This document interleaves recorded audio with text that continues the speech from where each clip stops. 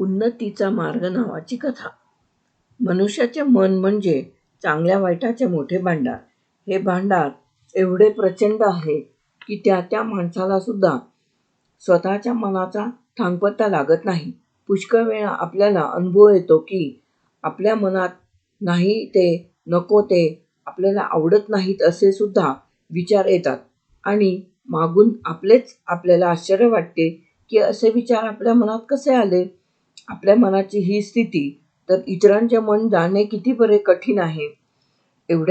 एखाद्या वेळी आपण ज्या व्यक्तीबद्दल कल्पना करून चालतो त्याच्याही मनात अनेक चांगले विचार असतात. त्याच्या मनातले चांगले विचार प्रबळ झाले, त्या विचारांचा त्याला ध्यास लागला तर आपल्याला जो वाईट वाटतो तो कितीतरी चांगला वागू लागतो. तसेच आज चांगला असणारा काही काळाने आपल्या कल्पनेपेक्षा वाईट वागतो. म्हणून आपण म्हणतो की नेहमी चांगले विचार केले पाहिजेत, वाईट विचार मनातून काढून टाकले पाहिजेत. स्कूटरचा प्लग जसा नेहमी साफ करावा लागतो तसेच मनाचेही आहे. वाईट विचार काढून टाकले पाहिजेत, चांगले विचार मनात बाळगले पाहिजेत.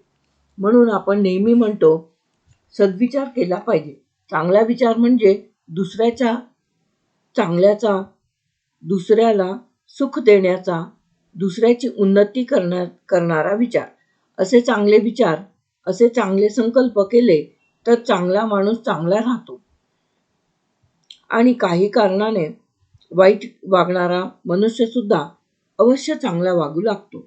त्याची उन्नती होते, त्याच्यात आमूलाग्र बदल होतो. एक छोटेसे गाव होते.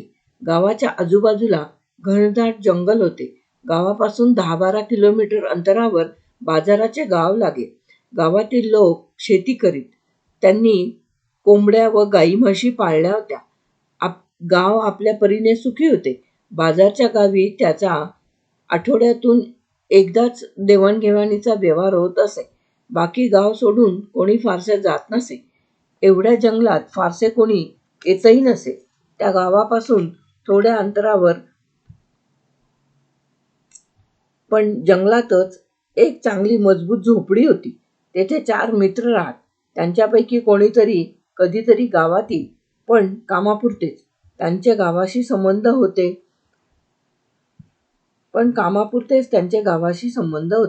गावची माणसेही त्या गावात फारशी जात नसत. हे 4ही मित्र खऱ्या अर्थाने मित्र होते. परस्परात त्यांचा विश्वास होता, पण ते अट्टल चोर होते. चौघेही मिळून जात, नीट टेहळणी करून येत व ठरवून त्या घरी चोरी करीत. त्यांचा एक नियम होता की आपल्या वस्तीपासून 80 किलोमीटर पलीकडच्या गावातच चोरी करायची. दुसऱ्या प्रदेशाला निघून जायचे व काही दिवसांनी आपल्या वस्तीत परत यायचे. 8-10 दिवस चांगला आराम करायचा, पुन्हा धंदा करायला बाहेर पडायचे. त्यांचे हे काम बिनबोभाट चालू होते. चोरीच्या वेळी घरातल्या कोणी विरोध केला तर ते चांगली मारठोक करीत, पण त्यांचे कौशल्य असे की घरातल्यांना कळत नसे. इतक्या बेमालूम पद्धतीने त्यांचा उद्योग चाले. एकदा ते एका घरात शिरले. त्यांच्या सुदैवाने घरातील सारी माणसे डाराडूर झोपली होती. सर्व माहिती आधीच काढली असल्याने फार थोड्या वेळात त्यांना मोठा डल्ला मिळाला. सारे दागिने, पैसा एकत्र करून निघणार तो त्या खोलीतल्या पाळण्याकडे त्यांचे लक्ष गेले. 1.5-2 महिन्यांचा एक गोंडस मुलगा जागा होता. तो पाहत होता. त्याच्या बाळमुठी त्याने आपल्या तोंडात घातल्या होत्या. त्या मुलाला पाहून ते सारे पाळण्याभोवती जमले. तसे हे छोटेसे बालक त्यांच्याकडे पाहून गोड हसले. चोर असले तरी त्यांच्याही मनात कोठेतरी वात्सल्य दडून होते.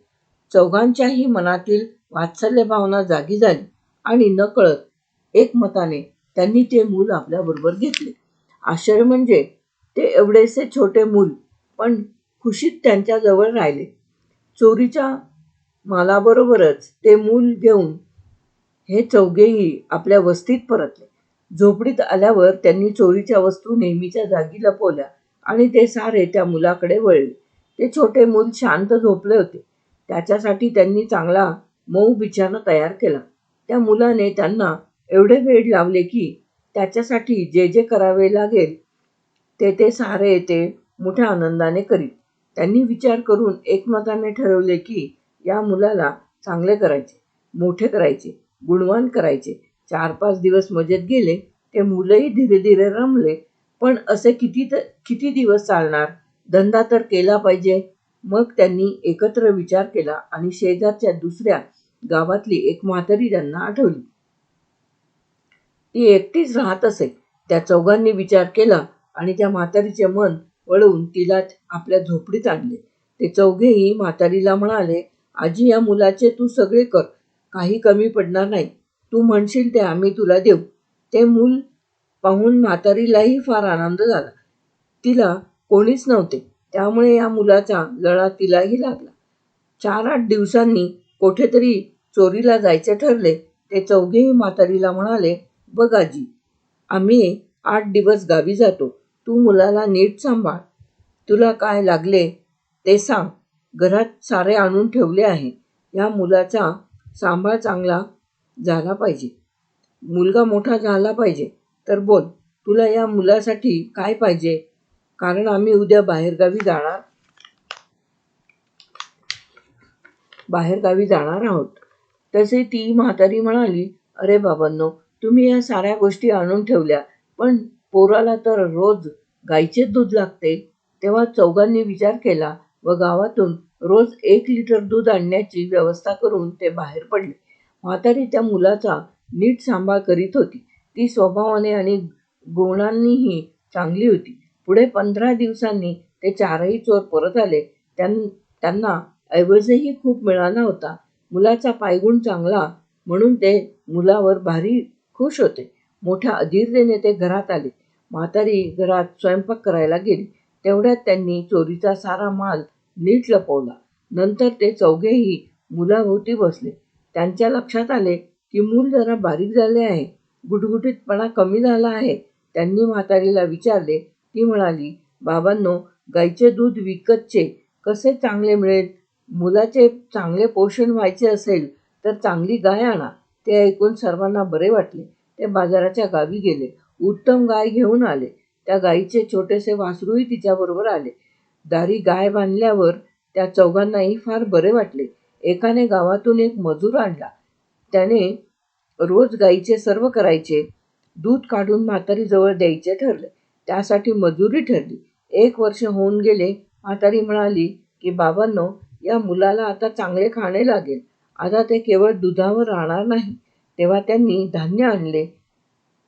पाहिजे ते सांग, पण मूल चांगले झाले पाहिजे, गुणी झाले पाहिजे, असे ते बजावून सांगत. असेच वर्ष निघून गेले. मूल आता बोलू लागले. आता घरात दूध तुटते, उत्तम अन्न, त्यामुळे चोर मोठे खुशीत होते. एकदा हे 4 मित्र गप्पा मारता मारता खुशीत आले. नेहमीच्या सवयीप्रमाणे एकमेकाला शिव्या देऊन बोलू लागले. तशी म्हातारी बाहेर आली आणि रागाने म्हणाली, बाबांनो, तुम्हाला मूल चांगलं व्हावे, गुणी व्हावे असे वाटते ना? तसे चौघेही म्हणाले, हो तर. मग तुम्ही त्याच्यासमोर शिव्या देऊन कसे चालेल? तुमच्या शिव्या ऐकून तेही शिव्या देईल. शिव्या नाही तर ओव्या, श्लोक, अभंग म्हणत जा. ते ऐकून चौघांनी विचार केला. खरेच, मुलगा चांगला व्हायचा असेल तर शिव्या बंद केल्या पाहिजेत. पण म्हातारी म्हणते, त्या ओव्या, श्लोक नि अभंग कसं म्हणणार? त्यांनी म्हातारी जवळ चौकशी केली. म्हातारी म्हणाली, बाजारच्या गावी जा. तुकाराम बाबाची गाथा, ज्ञानदेवांची ज्ञानेश्वरी, रामदासांचे श्लोक ही पुस्तके घेऊन या. मुलगा चांगला करायचा, तो गुणी झाला पाहिजे, हा त्या चोरांना जणू ध्यास लागला होता. ते बाजारच्या गावी गेले. त्यांनी सारे संत वाङ्मय आणले. पाठ करून मुलासाठी म्हणू लागले. ते पाठ करताना, मुलासमोर म्हणताना त्यांची मनेही हळूहळू त्यात रमू लागली. काही वर्षे गेली. मुलाला शाळेत घातले. शाळेत जाण्यासाठी बैलगाडी पाहिजे म्हणून गाडी घेतली. एकदा असेच 15 दिवस बाहेर राहून डल्ला मारून ते आले की म्हातारी स्वयंपाकघरात जाई, पण ती तशी हुशार होती.